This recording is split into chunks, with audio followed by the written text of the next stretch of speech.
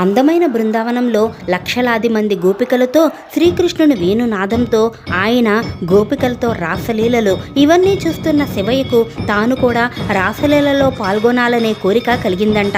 ఇంకా అంతే, కైలాసాన్ని వదిలి ద్వారకకు వచ్చేశారాయన.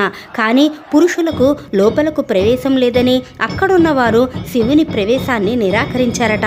మహాదేవుని కోరికను గమనించిన యమునాదేవి శివుణ్ణి గోపికగా అలంకరించి గోపిక రూపంలో శ్రీకృష్ణుని రాసలీలలో పాల్గొన్న ఈశ్వరుడిని పార్వతీదేవి తలుపు బయట కూర్చొని బయటకు రమ్మని సైగలు చేయడంతో ఆయన శివయ్యగా వచ్చి నాట్యం చేయడం వల్ల అది చూసిన కృష్ణుడు గోపేశ్వర్ అని పేరు పెట్టారట శివయ్యకు.